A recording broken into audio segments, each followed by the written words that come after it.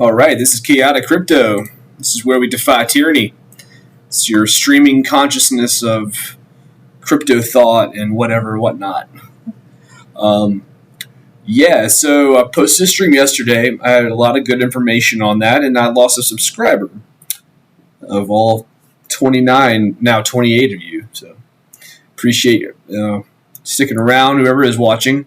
But if you could, hit the likes, smash subscribe, and that will help build this channel. I plan to do technical analysis and, just general thoughts and updates, news, whatever I can bring to the community. I want to try to build throughout this accumulation phase, and it's going to be a bull market here in the next couple of years. But really just trying to spread the knowledge. I've been in since 2017, been through the ups and the downs, and I have never had more conviction in the market. Last 2022 is absolutely awful. I mean, it was definitely worse for me, just going from the amount of money I had and built up, and then kind of getting reset. And then with crypto, some of those platforms like Celsius and Voyager, where I've been accumulating, that they went out of business and bankrupt, and so it's a big hits. But Voyager's going to get bought out, and Celsius, who knows, kind of a shit show, but I'm sure some kind of good will come out of it eventually.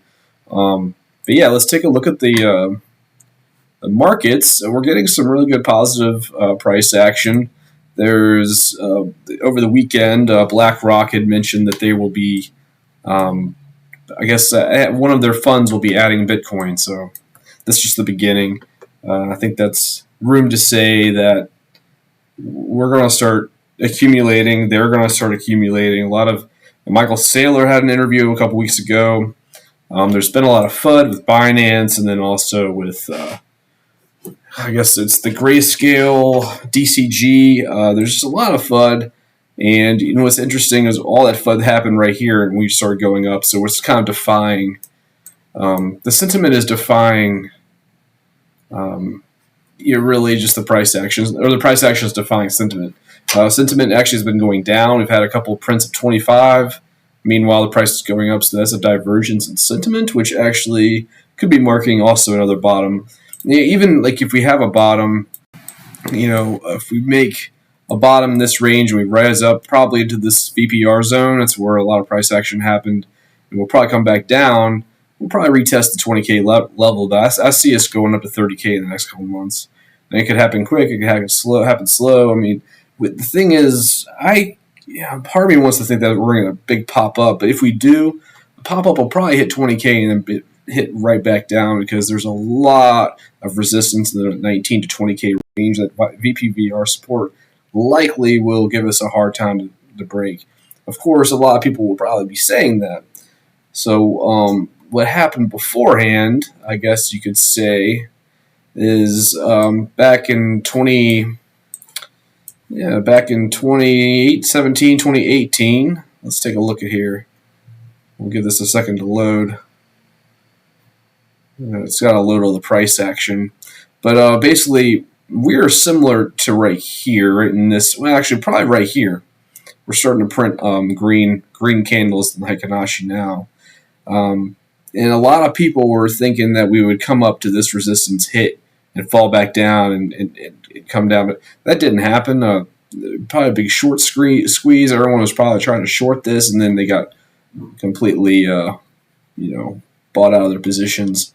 Then we came back down. And at the end of the day, we still came back down. So whatever happens, we probably will still be in this range, similar to, say, the 18 to 25 to 30K range for the next year. But it'll be fun. It'll be exciting. There'll be some good news, and I think 2022 just really took a big toll out of all of us. And what's really interesting is that we're over this wedge. We've broken out of this wedge pretty much. It's not a very strong breakout, but we did break out of it. We're kind of we're going to make a new pattern. It's going to be a new accumulation phase, and that's really what I'm feeling. We are getting some resistance here, and it's likely to come down next few days, and then maybe this weekend we'll pop through this thing. It's just we're kind of getting overextended on the 2 hour, really 4 hours overextended. On the RSI, yeah, well, we already got the rejection, but it just makes sense that we'll probably reset and go sideways for a couple days. Maybe down, could come down to 17K, 16.9, 16.8. 16.8 was a big number for a while. So if we come down, don't be fretting. I don't think it's anything to worry about too much. I really think a lot of the damage has all been done. It's just going to be a lot of sideways. And it might get real boring, but every day is one day closer to the halving. We're about a year away from that. Litecoin's halving is in July or into this year. I think Litecoin might make some moves, and that usually Litecoin often leads markets. I have it. I think I had it somewhere. I thought I had LTC on. There it is. I never really look at this thing. Let's take a look at it on the daily. It's been a while since I looked at this thing. Yeah, so I see us probably. It's a giant W formation. That can be bullish. Yeah, probably until it's halving. I bet the halving brings us at least 131. There's some resistance here. Yeah, I can see that. This was interesting to look at. Let's check Ethereum out. So on the weekly. Yeah, I think looking pretty good here. We hit the golden pocket zone. We're above it, probably consolidating. It looks, it doesn't look too bad to me. Let's take a daily. Daily is starting to look overextended, so probably get a correction in Ethereum. We are forming slight type of. It's very possible to come back down, reset the RSIs. This is the daily. Let's check the 4 hour. 4 hours swinging down. We hit the resistance on Ethereum, so you'll probably be able to still swing this thing, get some prices between the 1200 range. More than likely, yeah. It's looking overextended. Check the 1 hour.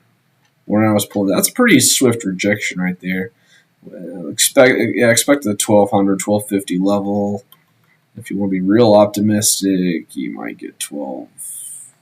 This is the golden pocket as well, and the Fibonacci. It looks like we'll probably get some more accumulation. Just kind of running down the list here. Feel free to also comment any suggestions. You have any questions? I'm more than welcome to answer them. Cardano completely ripped. Man, that's beautiful volume, but it's definitely didn't hold its place too high, too long. The 34-cent level, but the optimistic thing is that we did break up pretty hard out of this resistance zone. And now we're coming back to retest it, so we'll be bullish is that we broke out of this previous. Let's give this a different kind of dash line. Yeah, we broke out of this. Actually, let's make that red. Yeah, but we broke out of this descending line, and now we're going. If we can come down here and do a bump and run reversal, come down, consolidate, bounce, that'd be very bullish, very, very bullish.